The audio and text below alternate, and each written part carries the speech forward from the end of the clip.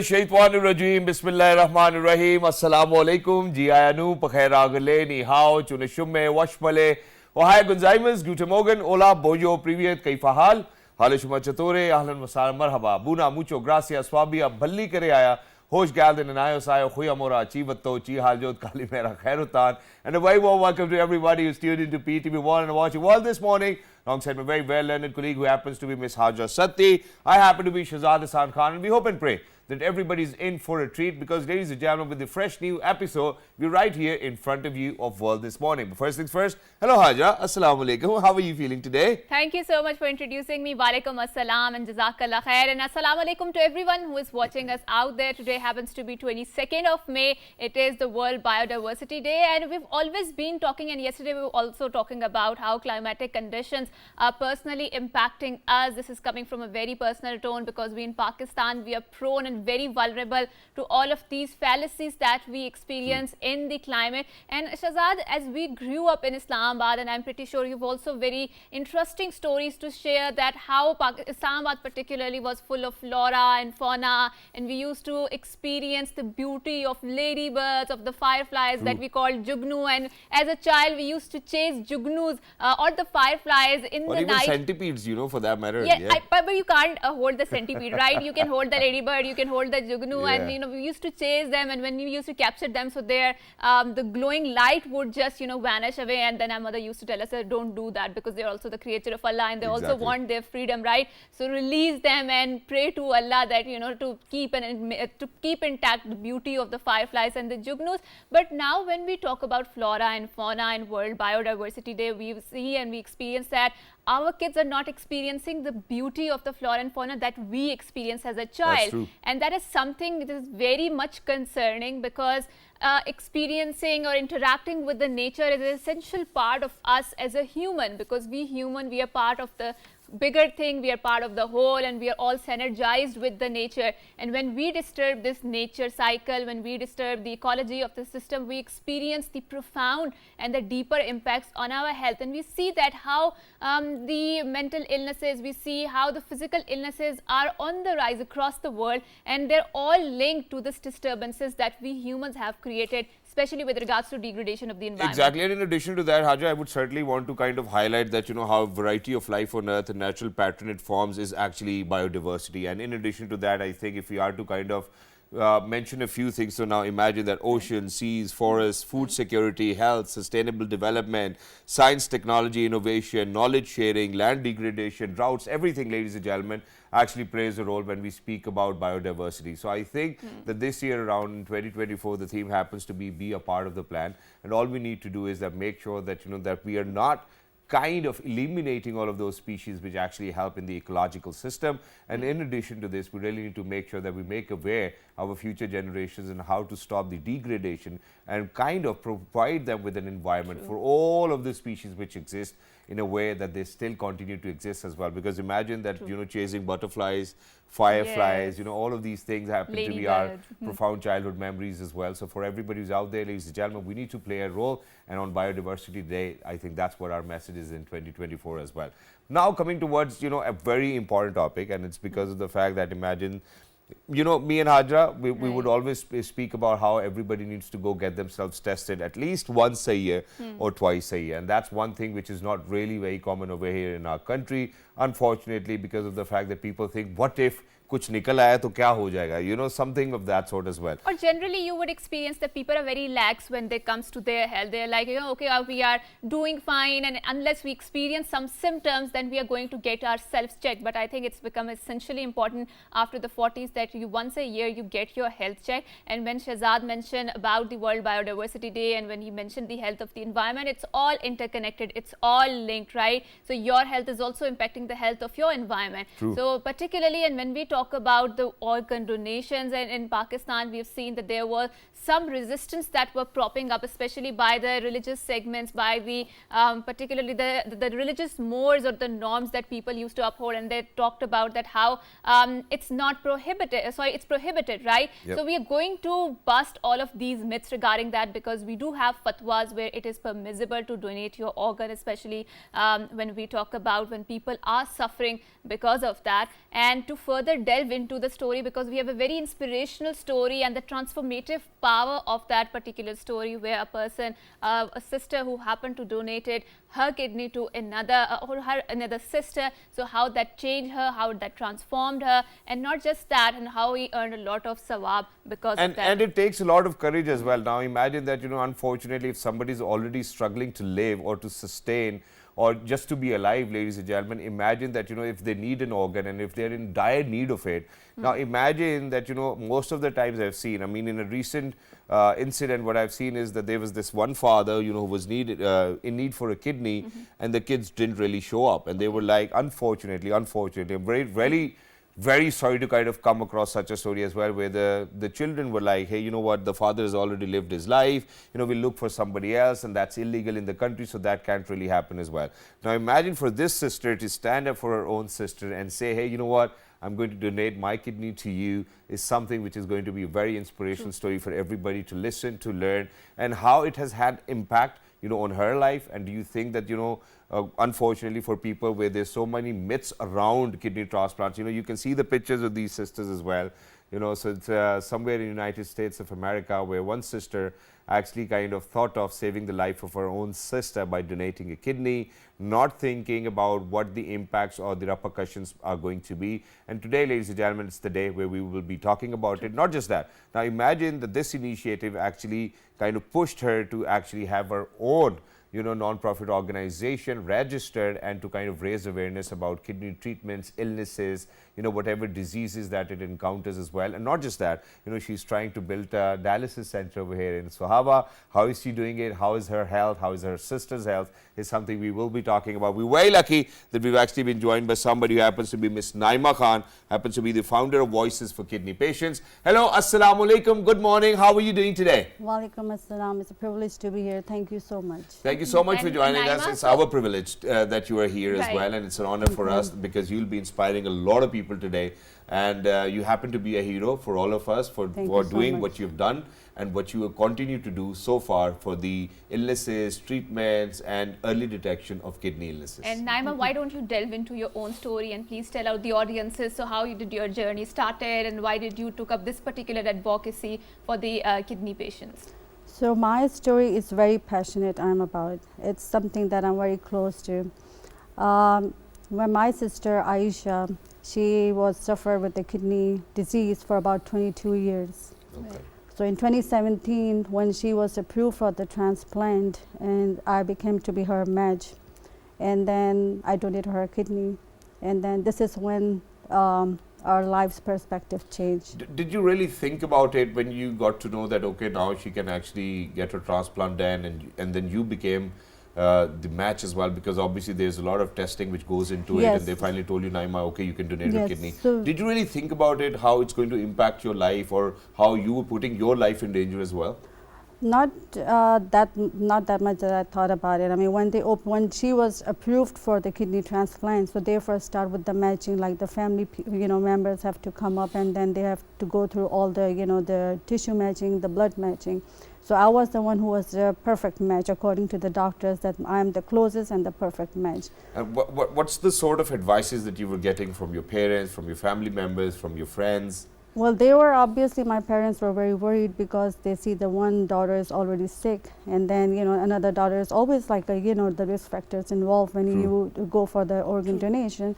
So my parents were involved, but I had the blind faith of Allah Subhanahu wa Taala that everything is planned and it's going to go according to the His plan, and I shouldn't be scared of it. And from And when we talk about particularly your journey and how it transformed you, and when you talk about how you want to inspire a change inside the Pakistan, so we have seen, Shahzad, particularly a few years ago, Pakistan had a very black market when we talk about the kidney donations, and how there are a lot of people who were selling in very minimal or amounts, organ right? donation in general Yes, as well. yes, and I think kidney donation particularly standard out because government massively cracked down on those particular elements in the black market, right?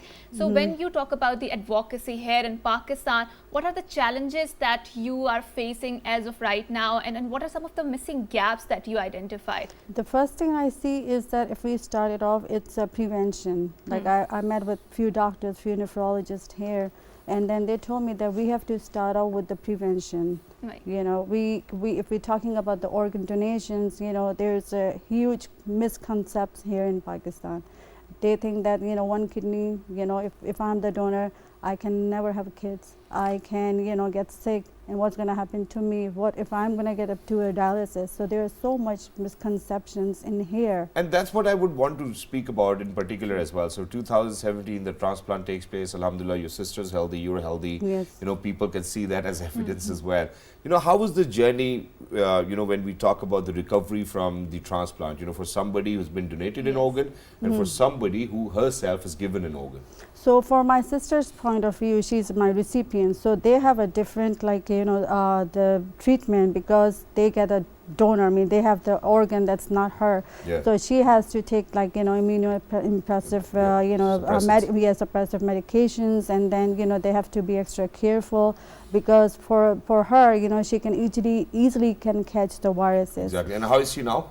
She's doing well. So, you know, she's compared to her. I mean, I remember the day when she got my kidney, and the doctor's team came to her and then told her, you can eat anything you want. You can drink water as much, you know, as much you want. I remember her words, that how much she cried that moment. And I still, you know, thought about it, that why does she have to cry? I mean, she can drink water, but then I realized that when you are on the dialysis, you cannot have the water. You have to have a certain amount of water. You cannot eat too much. You know, the foods is very limited for the kidney patients. She's coming from the way where she has experienced the patients who are under dialysis. And what's her name, though? Your Aisha Khan. So Aisha, if you're listening to us, you know, today, you know, so we certainly are talking about you over here, and we thank Allah Almighty that, you know, that you live to share your story, and your sister over here is kind of letting us know whether how much of struggle that you had to go through, and shukr alhamdulillah.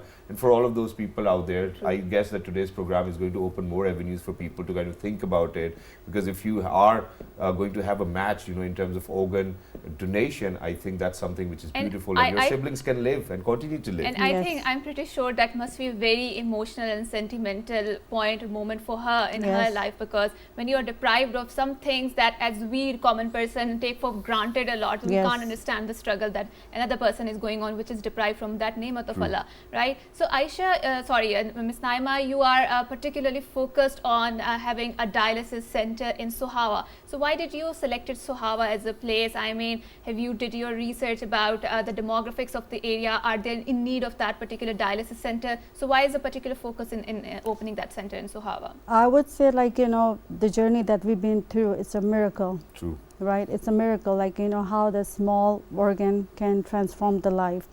And then I came to Pakistan. It was my vacation trip to visit my childhood friend Anjum, and nothing was planned. Everything was unplanned.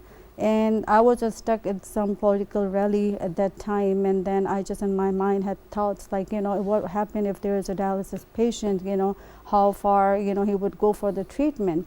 This is where in Gujarat I was at the dialysis center. It's owned by Raja Said Saab. He opened its doors for me to go meet patients and to learn about it. It was just for my visit to just learn about how the system works here. And then when I met those patients, I remember there was only one girl, like 13-year-old Kasha Fatima. And I was very surprised that, you know, how come the dialysis patients, all age group, can be treated in the one center, because in the United States, you have a pediatric dialysis center separate, and then you have the adults dialysis center. So that was something that I remember. And then I went back, and I was not in my peace. I mean, my heart kept saying there's something wrong about it. I have to do something. I mean, it was my vacation trip. I shouldn't be get bothered, you know. Yeah. But then when I back, I just learned all about the dialysis system, how basically, because when my sister was under dialysis, I never thought about it, you know. So then you registered, you know, because you happen to be a founder of Voices for Kidney Patients, you know. It's a registered NGO in US, and it's working globally.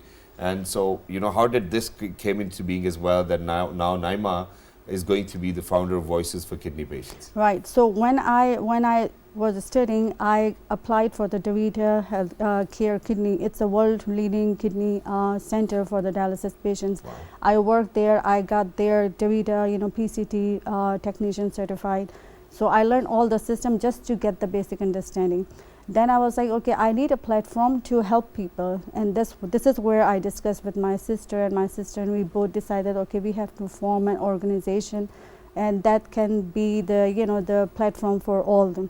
And then for the name Voices, these are all the voices that were in my head when I visit the dialysis center in Pakistan. And now, what's the purpose that you're serving under the umbrella of Voices for Kidney Patients? So with this, we are spreading awareness about the kidney health, about the kidney disease, the lack of the communication. What I have studied so far, that there is no nephrologist that's available in the remote areas. If we talk about the Gujar Khan and its surrounding areas, So that covers the travel to Sohawa. Lahore or Yes. Rawalpindi, or yeah. Yes, so I understand their frustration. I mean, the transportation they have to pay out of pocket, and then the dialysis patient, they have to pay. If they are on the 3 times in a weekly treatment, each treatment is up to like 1,000 to 3,000 rupees. Exactly. Yes.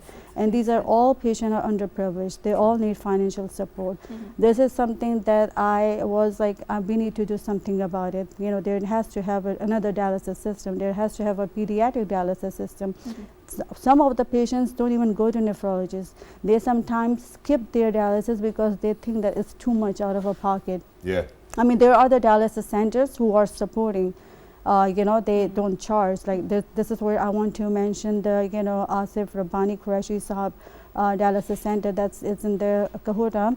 It's one of the art of the dialysis center that I would say that doing its fantastic jobs. I mean, they are free of cost treatment. They have I the think we do labs. have visuals from there. Are if you these the can visuals from confirm the that. Yes, transplant yes, this center? is where I visited, and the reason I say it's the art, of the dialysis center is because the model they have is similar to the model that I have worked at the Davida. So they have a different department for adults and then different departments for pediatrics. What I have seen that the on the upper floor they try to take the pediatric patients, and Yeah. the down floor they have the adults. And why do you think patients. that there needs to be distinction in between both these departments as well? Do you think Because that the needs are different? Because of the psychological factors, and Okay. because of the dialyzers, they have a different. When you go to the dialysis treatment, you have an adult as a different set of mind, True. and when Anatomy you go, is also different. Right? yes, it makes a great impact, and I think it needs to be done in all dialysis centers. So in now here. where are we? So in terms of Sohawa, where are we? With the dialysis center that you want to establish, and now meanwhile, while you're thinking or planning to establish that department, are you helping other people over here in Pakistan in rural areas to get their dialysis done for free? Transportation. Yes, How's it so going? right now I would say there are a few patients. I would say like 5 to 7 patients that we have been taking care of to do their medical treatments. I just recently arranged a transport system that takes them from there to the Bahariya hospital, because they go to Dr. Mazam for their checkup. So that's something that I'm doing on from my side. And then there's also a greater need for the dialysis technicians, nephrologists, nurses. So I'm in the initiative planning to launch a dialysis technician programs to educate this, the girls, college girls. So And how's the advocacy going so far? Have you been to the colleges? Have you been to schools? Yes, I have been to Darul Arqam College, that's on the GT Road, Yes, and yes. Professor Bukhari Saab has been very supportive. He opened his college door that if I'm willing to start a program here, he is all the way up to lead this program, because it's something very required. I mean, if you can build a dialysis centers and you don't have a professional certified technicians, if you don't have a certified nurses, there's no point. So we have to have education, both sides, from the technician's from the medical perspective, as well as from the patient's perspective. And how do you intend to execute your program of the Sohawa? Because you've talked about the technicians and support, and when it comes to donations, so what are your technicalities and modalities that are involved? I'm pretty sure it's a big project, and Yes. you require a lot of other stakeholders in this project. So so far, what are the challenges that are propping up in your journey? So since my sister's organization is registered in USA, we have a greater support. I mean, our donors are all US supporters. Right. When it comes to financially, getting all the help. In Pakistan, there is, we're doing our awareness programs, and it just happened to be 2 days back I had an opportunity. It was like a privilege to meet Raja Pervez Saab, Prime Minister, and yes. then former Prime Minister, to introduce him what I'm exactly working on, and he is very interested, because Sohawa and all that area is his hometown. Constituency, yes. So he is interested and he is willing to support me. So right now in Pakistan, I'm going through with some registration process, the procedure that I have to respect and go through all the way legal way. I want to, have it go work on it when it's everything is, compatible over here and also compatible with my NGO.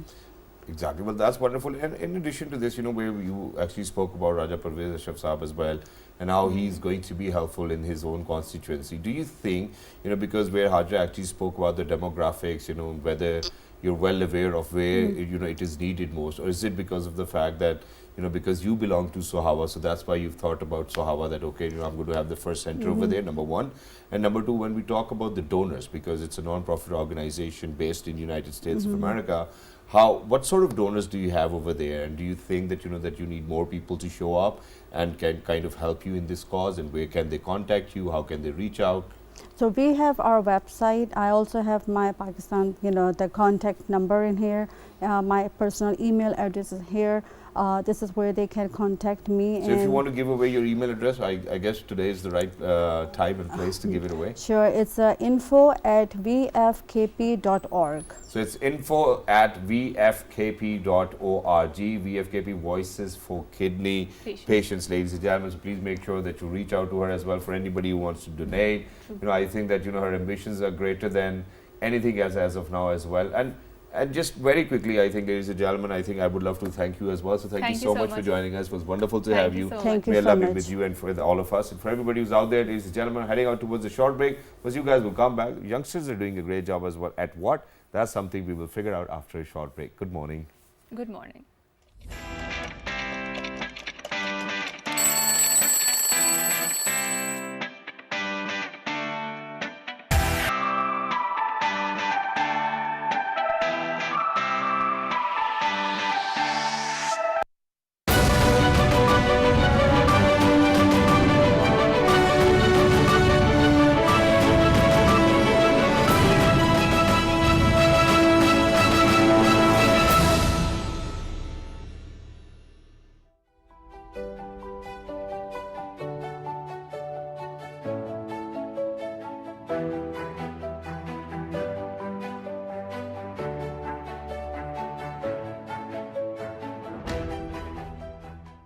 Islamabad Capital Territory, a modern planned city that is well maintained and well organized. Islamabad is Pakistan's clean, calm, and green capital. Founded in the 1960s, it attracts people from all over Pakistan. Located on the Potohar Plateau in the northeastern part of the country, between Rawalpindi district and the Margla Hills National Park to the north. Faisal Mosque, the largest mosque in South Asia, Margla Hills National Park, Damaneko, Pakistan Monument, Rawal Lake, Simli Lake, and Fatima Jinnah Park are among the tourist attractions in the territory. It is ranked as the second most beautiful capital city in the world.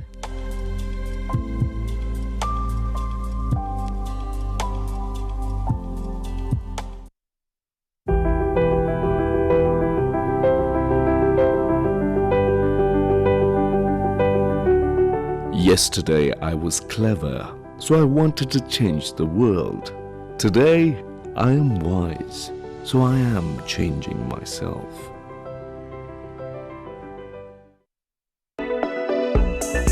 Unfortunately, December 11, 2023, Indian Supreme Court given go-ahead to its military to have genocide in the occupied territory. What the Israel is doing in the West Bank and Gaza, and what India has been doing since like many decades in Kashmir.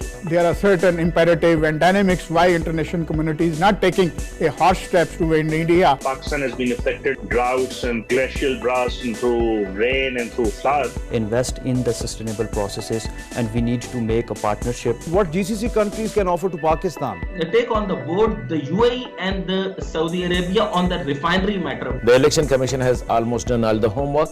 Delimitation has been completed. When we talk about air pollution, it means more diseases. Health sector is under tremendous stress. Not only violated Doha Agreement, they have violated all their promises which they made. The whole of the world is suggesting that Afghanistan interim authority must have to take decisive action.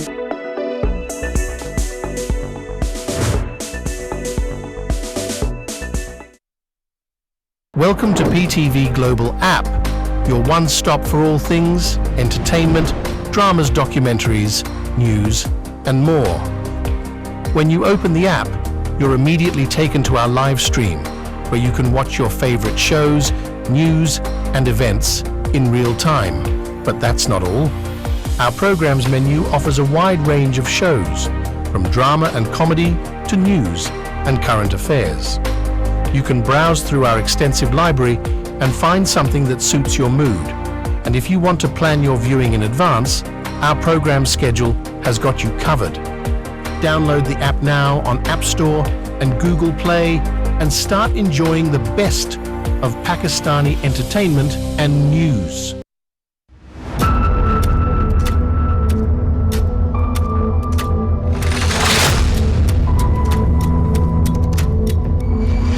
In the era of global news coverage, we aim to tell the truth. Through meticulous discussions and in-depth analyses about stories that matter the most.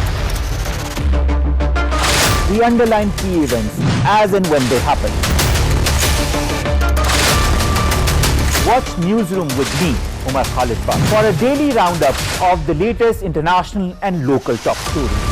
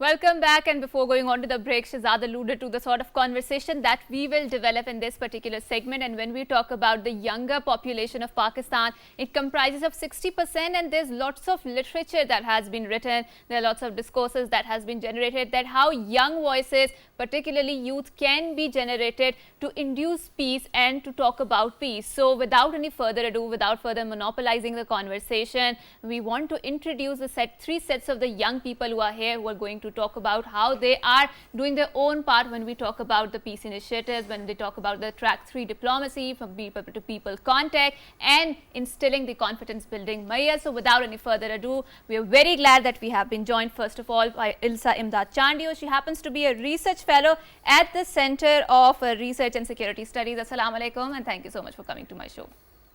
Right, and joining Miss Elsa, we are very glad that we have also been joined by Miss Najila Bayat. She happens to be a delegate, and she is an Afghan student at the University of Peshawar. Assalamu alaikum, and thank you so much for coming to our show. Right, and lastly, we have also been joined by Mr. Imad Abbas, who happens to be a delegate of the Pakistani researcher at the Khorasan Diary. Assalamu alaikum, and thank you so much. So it's wonderful to have you guys over here. First up, I think what we really need to kind of talk about is the Youth Peace Initiative that you've taken, and it certainly speaks about the dialogue in between Pakistan and Afghanistan for diplomacy. 8 youngsters from Pakistan are representing Pakistan, 8 youngsters from Afghanistan are representing Afghanistan as well. A 3-day conference has already taken place. Please take us through, Elsa. What is it all about? Thank you, Shahzad. So the Pak-Afghan Youth Peace Initiative is basically a track 3 diplomacy initiative that focuses on youth diplomacy, improving people-to-people perceptions between Pakistan and Afghanistan through youth engagement and also critical dialogue on policy.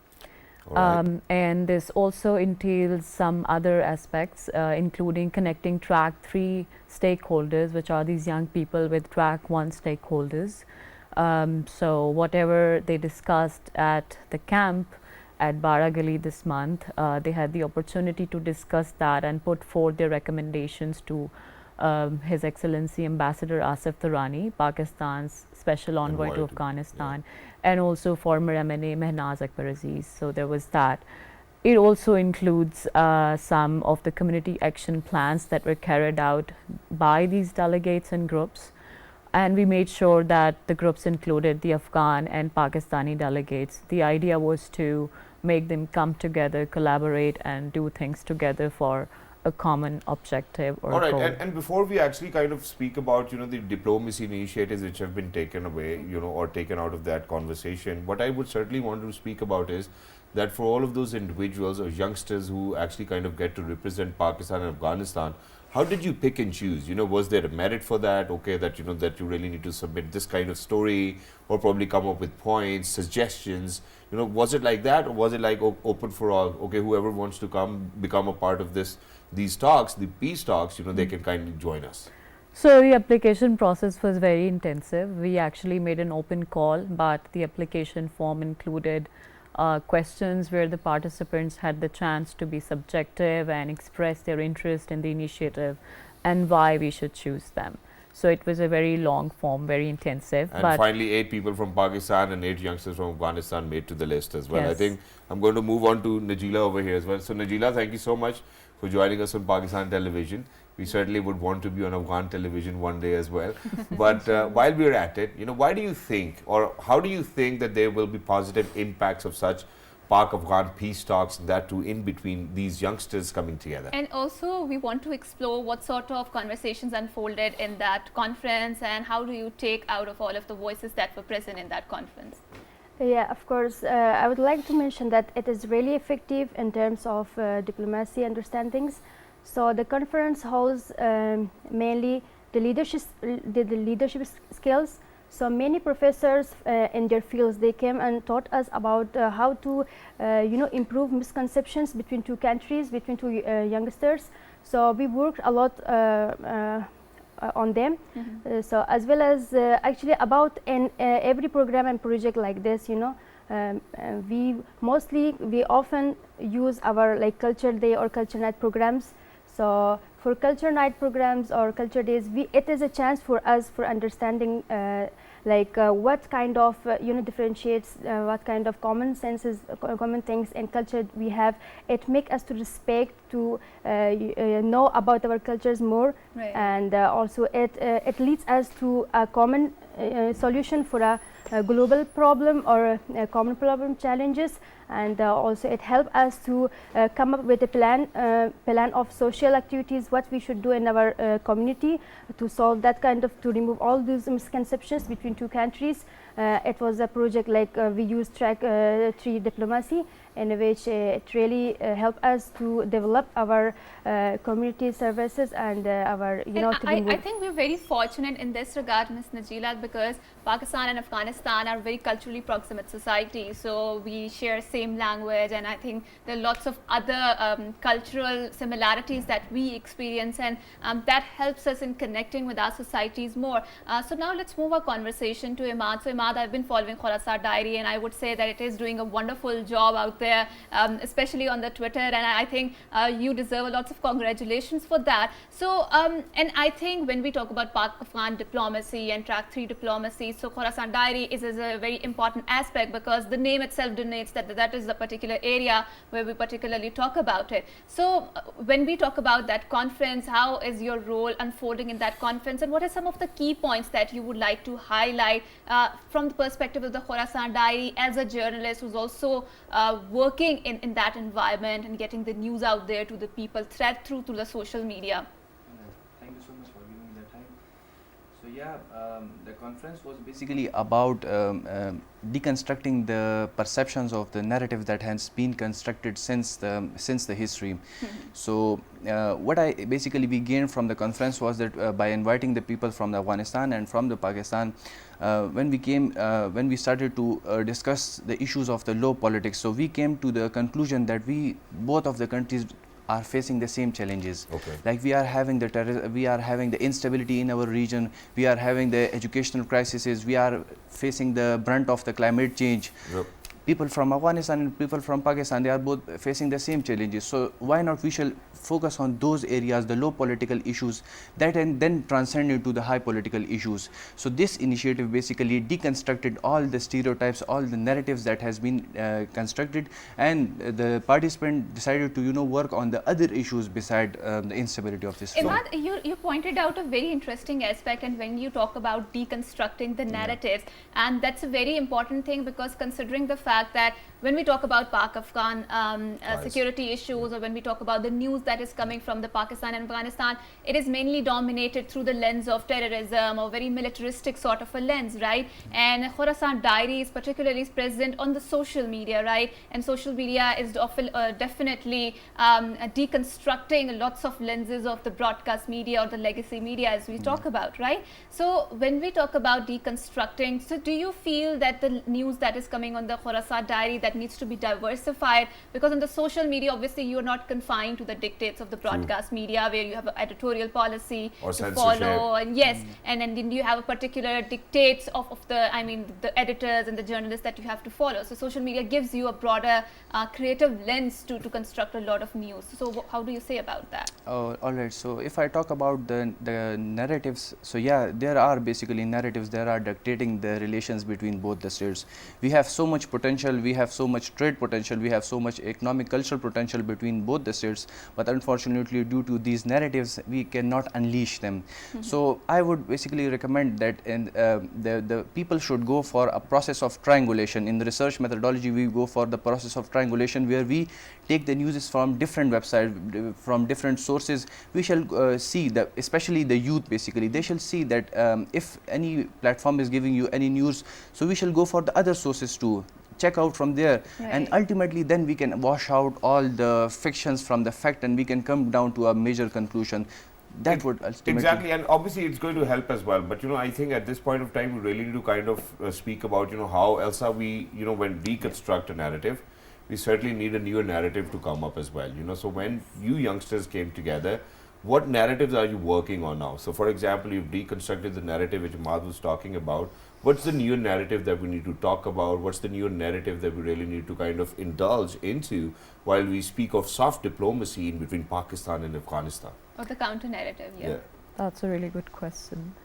So when it comes to deconstructing a narrative or deconstructing negative perceptions, what matters is that how you communicate. Okay. So what we figured out, I along with my organizing team of the initiative at the Center for Research and Security Studies, was that we had to come up with ways to communicate tough and critical issues in a soft tone. Yeah. So I think that really helped us.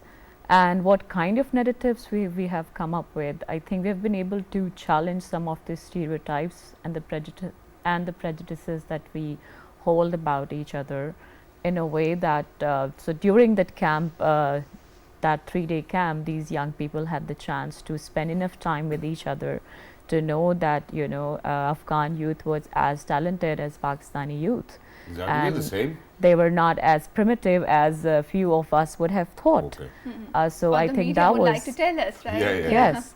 So I think it also gave us, the camp gave us the opportunity to know each other in a way as humans and not as people from two different conflict zones. And that's exactly what I would want to kind of refer to. And thank you so much for coming up with such a brilliant answer as well, because what happens is that when you Right, I'm sorry for interjecting, Shahzad, but I think we would quickly like to wrap it up, Najira. So one last question. We have seen that the 3 generations of the Afghan refugees, they have been brought up in Pakistan, and some of them do not even have the memories of the Afghanistan because they were brought up here, right?